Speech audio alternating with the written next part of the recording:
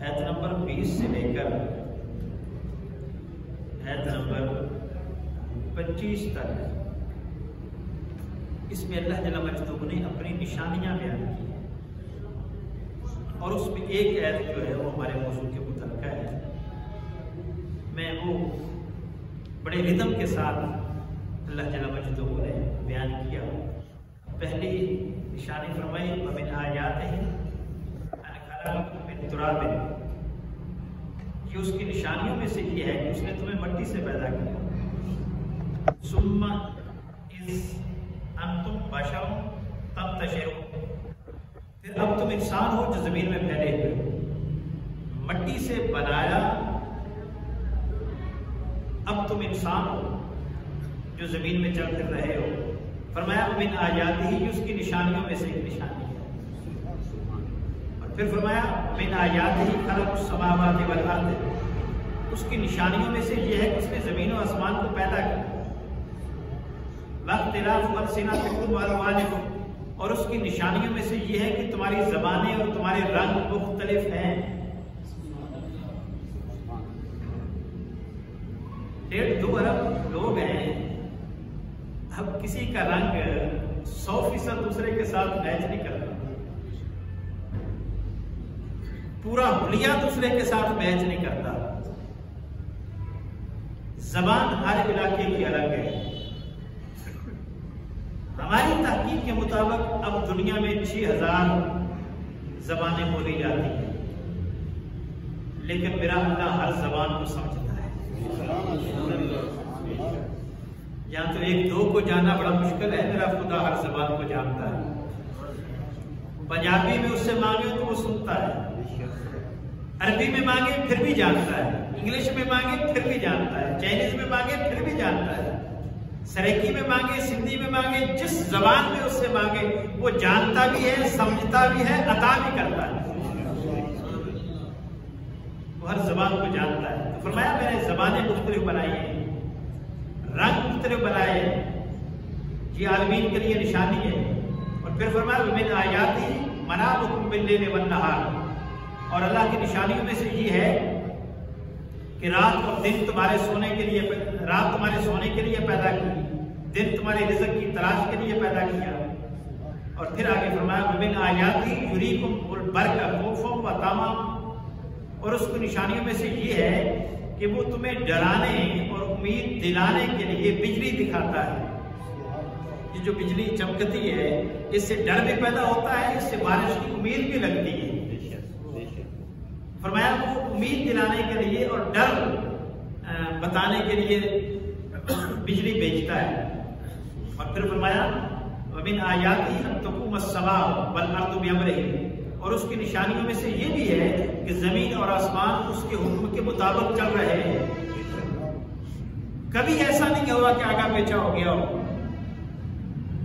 جو ٹائم مقرر ہے اس ٹائم سے آگے پیچھے کبھی سورج غروب 5:10-12 پر آج کل غروب ہو رہا ہے، تو کبھی ایسا نہیں ہوا کہ ایک دن 20 پہ ہو گیا ہو، ایک دن 5 پہ ہو گیا ہو.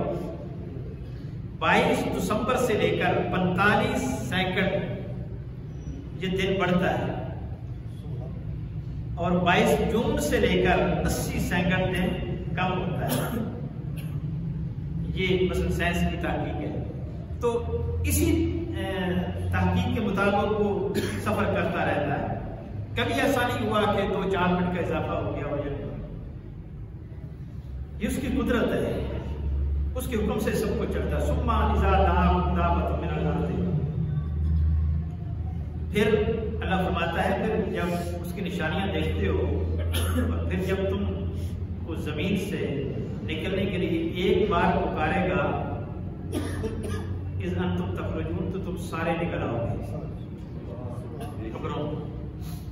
فرمایا پھر جب تم نے ایک بار پکارے گا بس پھر سارے نکل آؤ گے. اور آخری نشانی جو اس رکوع میں بیان کی جو ہمارے موضوع کے متعلقہ ہے وہ ہے وَمِنْ آیَاتِهِ أَنْ خَلَقَ لَكُم مِّنْ أَنفُسِكُمْ أَزْوَاجًا. ہم نے اس کی نشانی میں سے یہ ہے کہ اس نے تمہارے لیے تمہاری ہی جنس سے جوڑے پیدا کیے ہیں. تمہارے لیے تمہاری ہی جنس سے جوڑا پیدا کیا ہے. اب سوال یہ ہے کہ کیوں یہ جوڑا بنایا کیوں؟ اب آگے جو لفظ ہیں وہ توجہ طلب ہیں. ہمارے میاں بیوی کے حقوق جو ہے وہ اسی پر ان کی بنیاد ہے. اصل یہ ہے، اس کی بنیاد یہ ہے کیوں بنایا، جوڑا کیوں بنایا، یعنی بیوی بنائی کیوں، اس کا مقصد بتا دیا. لِتَسْكُنُوا إِلَيْهَا،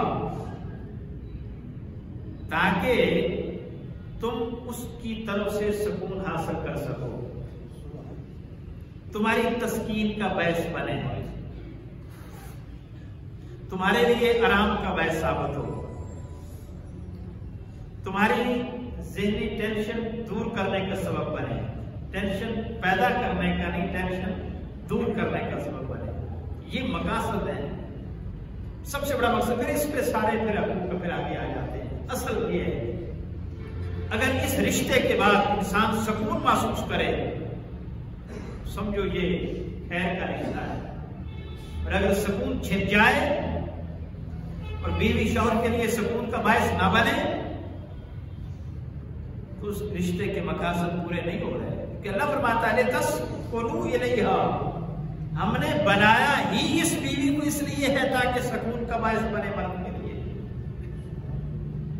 آقا علیہ السلام نے فرمایا یہ دنیا ساری کے ساری ایک سامان ہے، اور اس میں بہترین سامان جو ہے نا وہ نیک بیوی ہے. اور آقا علیہ السلام سے پوچھا گیا یا رسول اللہ صلی اللہ علیہ وسلم نیک بیوی کی نشانی کیا ہے، کیسے ہم فیصلہ کریں کہ یہ نیک ہے؟ فرمایا جب تم اس کو دیکھو تو دیکھتے ہی تمہیں خوش کر دے، یعنی مسکرا کے ملے، خوش ہو کے ملے. یہیں سے پھر آگے وقت گزرتا ہے. جب فرسٹ سمائل نہیں ہونی اور چہرے پہ عجیب قسم کے تاثرات ہوتے ہیں، پھر اس سے آدمی بھی سمجھ جاتا ہے آج خیر نہیں. وہ بھی یہ پیغام دے رہی ہوتی ہے کہ آج تمہاری خیر، اور پھر خیر ہوتی بھی نہیں. تو آقا علیہ السلام نے فرمایا کہ جس کو دیکھنے سے جب تم دیکھو تو وہ تمہیں خوش کر دے، مسکرا کر ملے، وہ نیک بیوی کی علامت ہے. ازواج لتسکنوا الیہا، تاکہ تم اس سے سکون حاصل کرو. وجعل بینکم مودۃ ورحمہ، اور اللہ نے تمہارے درمیان باہمی محبت اور رحمت پیدا کر دی ہے. یہ فطری عمل ہے، یہ فطرت کے تقاضے ہیں. عورت شوہر سے پیار کرتی ہے اور شوہر مرد سے. لیکن یہ جو عوامل ہوتے ہیں کہ وہ نفرت کرتی ہے، یہ استثنائی عوامل ہے. بہت کم ایسا ہوتا ہے، ورنہ زبان چلانا، بدتمیزی کرنا، لڑائی جھگڑا کرنا یہ ہمارے کلچر کا حصہ ہے۔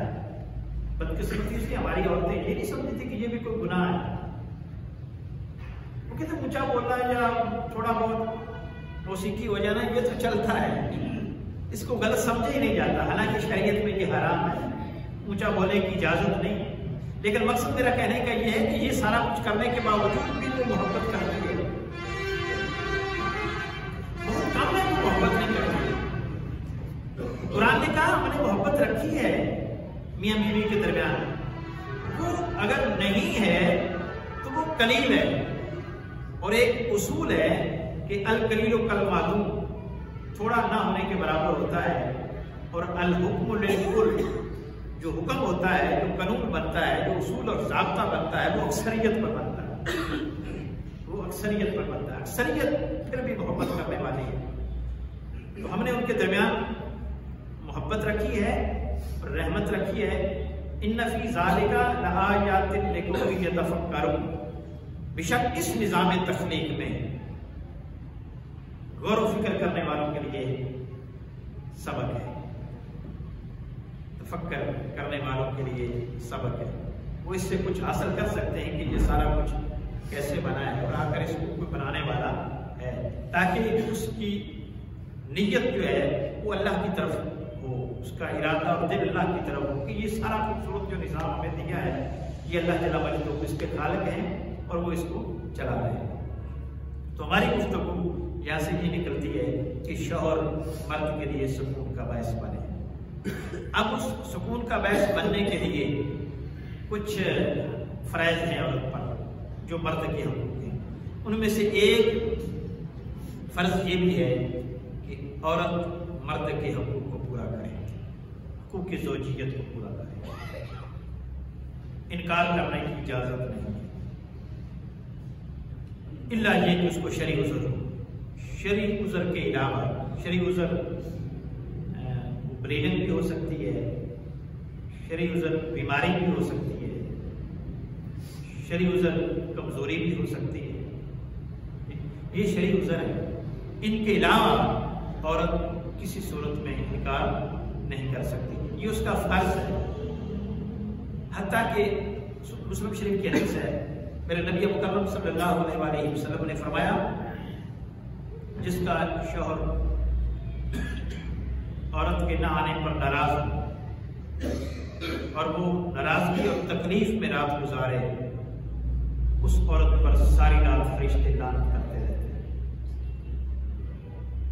اس عورت پر ساری رات فرشتے لعنت کرتے رہتے ہیں، اور پورے یہ دعا کرتی ہیں کہ باری تعالیٰ یہ ہلاک ہو جائے، اس نے اپنے خامد کو تکلیف پہنچائی ہے۔ اور آقا علیہ السلام نے یہاں تک فرمایا کہ اگر عورت آٹا گوندھ رہی ہو اور مرد اپنی خواہش کے لیے بلائے تو اس کو وہ چھوڑ کر مرد کے پاس جانا ہوگا، سفر پر روانہ ہونے لگے اور مرد بلائے، مرد کی خواہش کو اولویت دینا ہوگا۔ یہ مثال اس لیے دی کہ کوئی بھی ایسا مسئلہ ہو کہ جس میں وہ مصروف ہو اور شوہر اپنی حاجت کا کہے تو عورت پر لازم ہے کہ شوہر کی طرف اگنور کرنے کی اجازت نہیں ہے۔ حضور علیہ السلام نے فرمایا کہ ابن ماجہ کی روایت ہے، میرے آقا علیہ السلام فرماتے ہیں کہ مجھے اس ذات کی قسم جس کے قبضہ قدرت میں مجھ محمد کی جان ہے، جب تک شوہر عورت سے راضی نہیں ہوتا تب تک خدا بھی اس سے راضی نہیں ہوتا، جب تک شوہر اس سے راضی نہیں ہوتا تب تک خدا بھی اس سے راضی نہیں ہوتا۔ اور حضرت معاذ بن جبل کہتے ہیں کہ آقا علیہ السلام تشریف فرماتے، ایک اٹھایا، اس نے سجدہ کیا، ہم نے کہا کہ رسول اللہ ہم تو زیادہ حق رکھتے ہیں کہ آپ کو سجدہ کریں جبکہ جانور بھی کر رہے ہیں، ہمارے دل میں آپ کی عقیدت ہے، آپ کا احترام ہے، آپ کا پیار ہے، آپ ہمیں اجازت دیں۔ میرے آقا علیہ السلام نے فرمایا کہ کسی کو کسی کے سامنے سجدہ کرنے کی اجازت نہیں ہے، ہاں اگر اجازت ہوتی یہ احترام کی بات ہے. اگر اجازت دینا مقصود ہوتی تو صرف اور صرف عورت کو اجازت ہوتی کہ اپنے شوہر کو سجدہ کرے. یعنی دنیا میں اگر کوئی کسی کو سجدہ کرنے کے قابل سمجھا گیا یا سمجھا جانا تھا تو یہ ہے کہ مرد کو سجدہ کرتی وہ عورت. کیوں؟ سب سے زیادہ حق دنیا میں عورت پر اس کے شوہر کا ہے. آقا علیہ السلام کو مشہور حدیث ہم سنتے رہتے ہیں. حضور نے فرمایا نا کہ کسی نے پوچھا یا رسول اللہ سب سے زیادہ حق بندے پر کس کا ہے؟ فرمایا ماں کا. پھر کس کا ہے؟ ماں کا. پھر کس کا ہے؟ ماں کا. پھر کس کا ہے؟ باپ کا. سیدہ عائشہ صدیقہ رضی اللہ تعالیٰ عنہا فرماتی ہے میں نے پوچھا یا رسول اللہ یہ تو مرد کی بات ہوگی، عورت پر سب سے زیادہ حق کس کا ہے؟ فرمایا اس کے شوہر پر. جس طرح مرد پر اس کی ماں کا حق ہے اس نے سلوک کے حوالے سے، اس طرح بیوی پر اس کے شوہر کا حق ہے اس نے سلوک کے حوالے سے. مقابلہ کرنا نہیں چاہیے، لیکن اگر مقابلے کی نوبت آ جائے، ایک طرف اس کے ماں اور باپ کھڑے ہو، بھائی کھڑے ہو، بہنیں کھڑے ہو، ایک طرف اس کا شوہر کھڑا ہو، اب یہ ووٹ کس کو دے؟ شوہر. ووٹ سے مراد اس کا رجحان کدھر ہو؟ یہ کس کی مانے؟ یہ کس کی طرف توجہ کرے؟ کیونکہ دنیا میں جتنا قریبی رشتہ میاں اور بیوی کا ہے اتنا قریبی رشتہ کوئی نہیں. جو زیادہ دیر چلنے والا ہے ماں اور بیٹے کا وہ الگ رشتہ، اس کی کیٹیگری الگ ہے. وہ رشتہ احترام کے لحاظ سے قریبی ہے لیکن ایک دوسرے کے ساتھ رہنے کے لحاظ سے نہیں. جو سنگت کے لحاظ سے، رفاقت کے لحاظ سے قریبی رشتہ ہے وہ میاں بیوی کا ہے.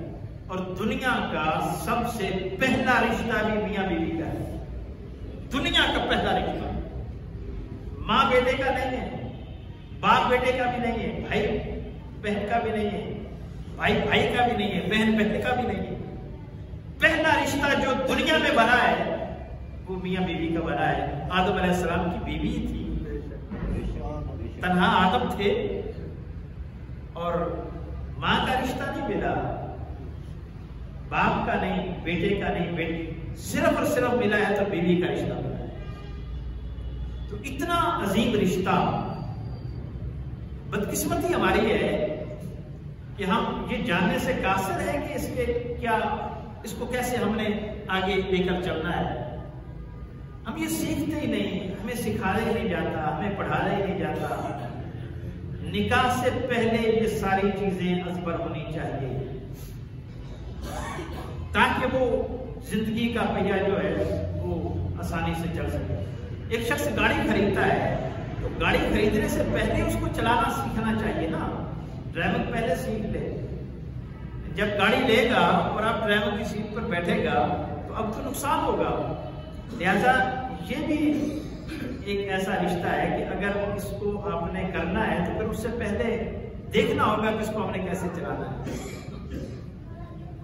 میرے اوپر کیا واجبات ہیں، کیا فریض ہے، اس بیوی کے اوپر کیا ہے. دونوں اس رشتے کو دیکھیں، اس کے حقوق و فریض جانیں، پھر یہ چلے گا. تو سب سے بہترین رشتہ ہے. فرمایا اگر وہ نہ آئے تو فرشتے اس پر لعنت کرتے رہتے ہیں، پورے اس کے لیے بد دعائیں کرتی ہیں.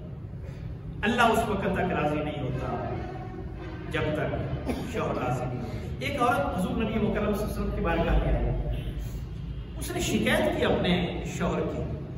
اب شکایت کیا ہے؟ اب جواب سنیے گا اور شکایت سنیے گا. ایک شکایت یہ تھی کہ یا رسول اللہ یہ مجھے نماز نہیں پڑھنے دیتا.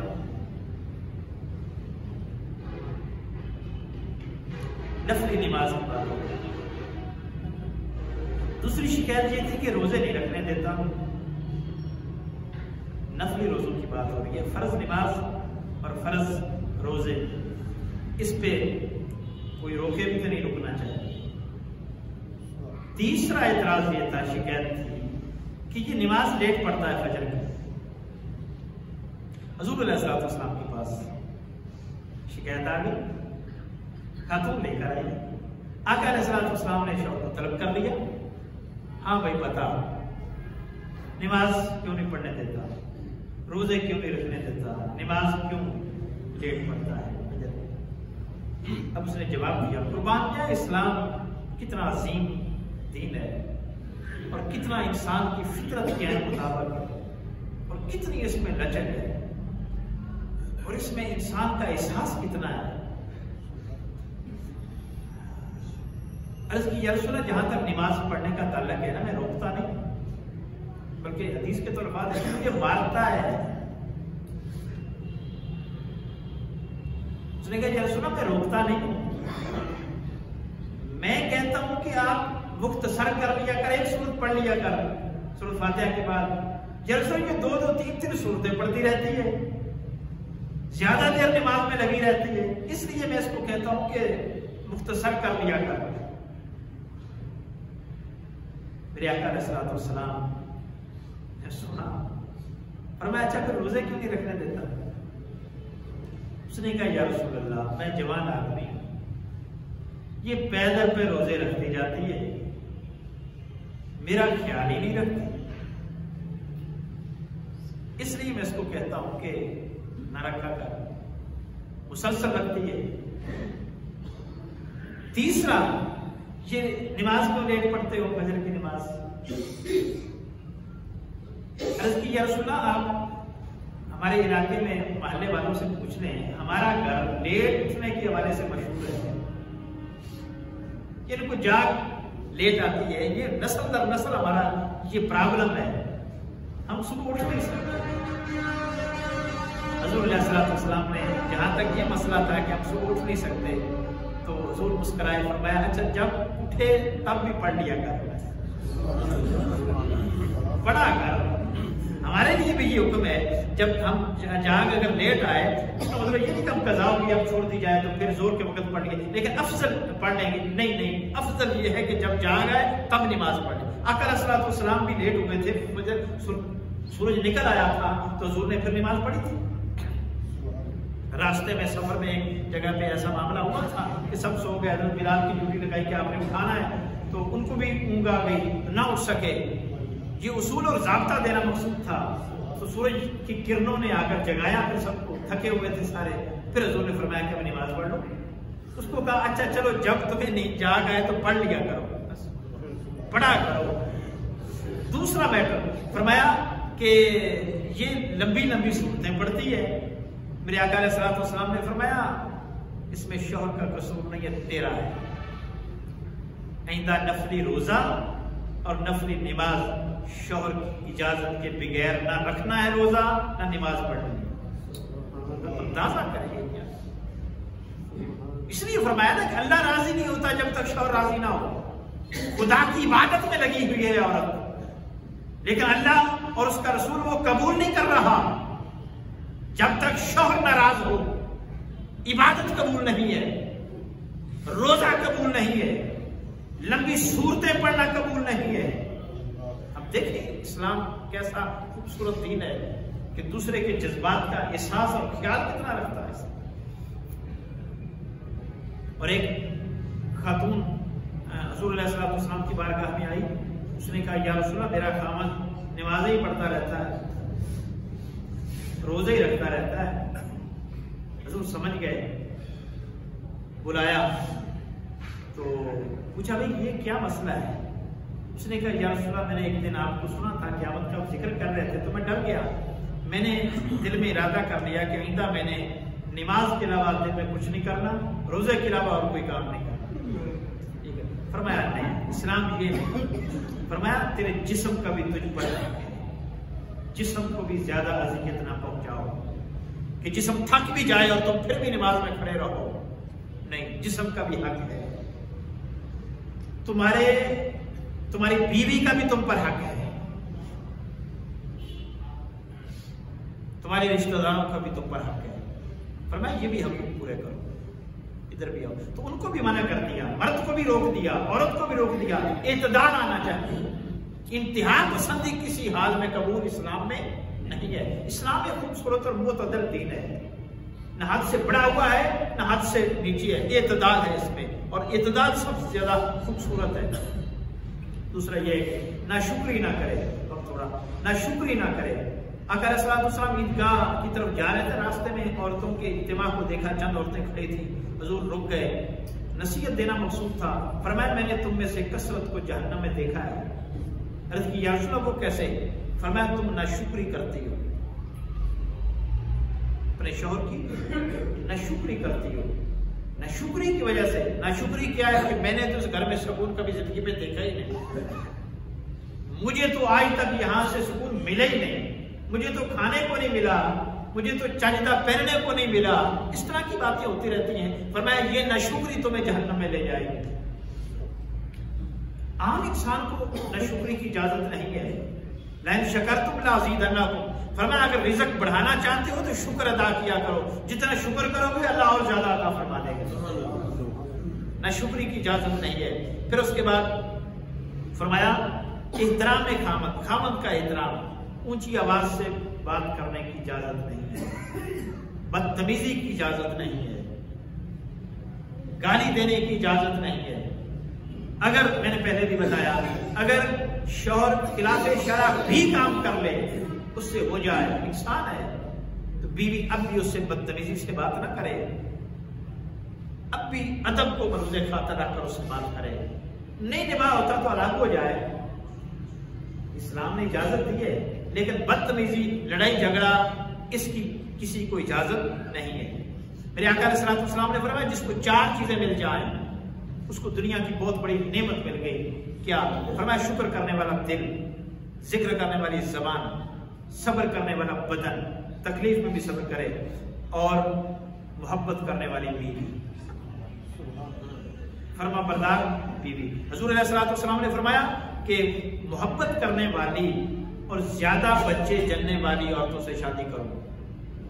پوچھا گیا یا رسول اللہ وہ کیسے پتا چلے گا کہ یہ محبت کرنے والی؟ فرمایا خاندان سے اندازہ ہو جاتا ہے کہ اس خاندان کی عورتیں اپنے شوہروں کا بہت خیال رکھتی ہیں۔ ہوتا ہے کہ ماں اگر رکھے گی تو اپنے شوہر کا خیال، بیٹی دیکھے گی ماحول گھر کا، وہ اپنے شوہر کے ساتھ وہی رویہ رکھے، اس کی بیٹی وہی رویہ رکھے۔ اور جس گھر میں ماں باپ کو ڈانٹ رہی ہو، گالیاں دے رہی ہو، بدتمیزی کر رہی ہو، وہ اولاد کبھی اپنے باپ کی بھی فرما بردار نہیں ہوگی، اور آگے جا کر بھی وہی سلوک کرے گی جو اس نے گھر میں دیکھا ہے۔ اس لیے آقا علیہ الصلوۃ والسلام نے فرمایا کہ محبت کرنے والی خاندان سے اندازہ ہو، ان خاندانوں میں شادی کرو جن خاندانوں میں عورتیں اپنے شوہر کی خدمت کرتی ہیں اور محبت کرتی ہیں اور احترام کرتی ہیں، اور زیادہ بچے جننے والی، اس کو بھی، تاکہ میں قیامت کے دن اپنی امت کی زیادتی پر فخر کر سکوں۔ یہ کہنا کہ آبادی زیادہ ہوگی، بچے زیادہ ہوں گے تو پرابلم آئے گی، یہ نہیں ہے۔ اللہ فرماتے ہیں کہ لا تقتلوا اولادکم من خشیۃ املاق، بھوک کے ڈر کی وجہ سے بچوں کو قتل نہ کرو، تمہیں بھی میں رزق دیتا ہوں، انہیں بھی میں ہی رزق دوں گا۔ چائنا کی آبادی سب سے زیادہ دنیا میں، لیکن اب وہ ترقی یافتہ ملکوں میں شامل نہیں۔ یہ پلاننگ پہ ہوتا ہے، یہ حکومت کا کام ہے کہ کیسے اس کو مینیج کرتی ہے۔ پاکستان میں وسائل بھی ہیں لیکن غربت، اور ان کے پاس یورپ میں وسائل نہیں ہیں لیکن خوشحالی ہے، کیونکہ وہ پلانر اچھے ہیں، وہ دیانتدار آ کر بیٹھ گئے ہیں۔ یہاں بدقسمتی سے پاکستان کو کوئی لیڈر دیانتدار نہیں ملا، کوئی ایسا اہلیت کا حامل لیڈر نہیں ملا جو اس کو بدل سکے، نظام نہیں بدل سکا۔ اور پھر آخری بات، وقت ختم ہو گیا، آقا علیہ الصلوۃ والسلام نے فرمایا، ترمذی شریف کی حدیث ہے، سیدنا ابو ہریرہ رضی اللہ تعالیٰ عنہ راوی ہیں، فرمایا جب دنیا میں حکام نیک ہوں گے، غنی لوگ یعنی امیر لوگ سخی ہوں گے، اور گھر کے معاملات مرد کے کنٹرول میں ہوں گے، فرمایا اس وقت زمین کا اوپر والا حصہ نیچے والے حصے سے بہتر ہے، اوپر والا حصہ نیچے والے حصے سے بہتر ہے۔ اور پھر فرمایا جب کام بد ہو جائیں، بددیانت اور کرپٹ ہو جائیں، اور غنی امیر لوگ کنجوس ہو جائیں، بخیل ہو جائیں، اور گھر کے معاملات عورتوں کے ہاتھوں میں چلے جائیں، فرمایا پھر نیچے والا حصہ اوپر والے حصے سے بہتر ہے، یعنی پھر تمہارا زمین میں چلے جانا اوپر رہنے سے بہتر ہے، دوسرے لفظوں میں مر جانا بہتر ہے۔ یہ بے غیرتی اور ذلالت کی زندگی کیا زندگی ہے؟ اس زندگی سے تو پھر موت اچھی ہے۔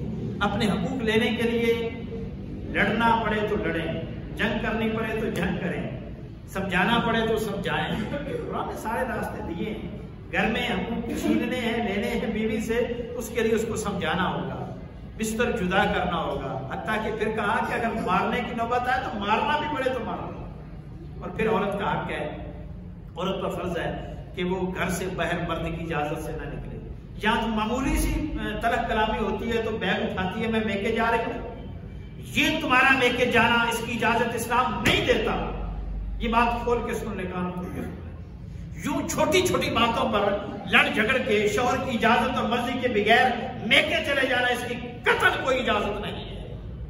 طلاق بھی ہو جائے پھر بھی شوہر کے گھر رہے، یہ حکم ہے۔ ہاں، تاکہ کیوں؟ اس میں بے شمار حکمتیں ہیں۔ ایک تو یہ ہے کہ باہر اس کو کوئی سنبھالنے والا نہیں ہوگا، دوسری حکمت یہ ہے کہ وہ گھر میں رہے گی، ایک طلاق ہو گئی ہے، وہ گھر میں رہے، عدت گزارے، تو ممکن ہے ان کا پھر جوڑ بن جائے، اور ہو بھی سکتا ہے غصے میں طلاق ہوتے دوسرے دن ہوش آ جاتی ہے۔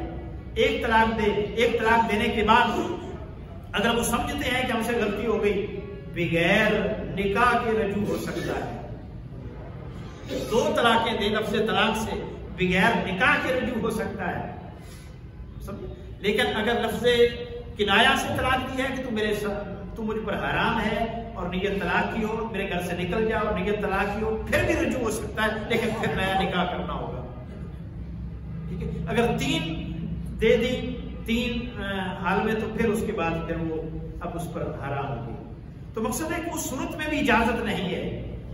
اب جب شریعت نے کہا ہے کہ بغیر اجازت کے گھر سے باہر نہ نکلے، تب وہ اجازت لے کر جا رہی ہوتی ہے۔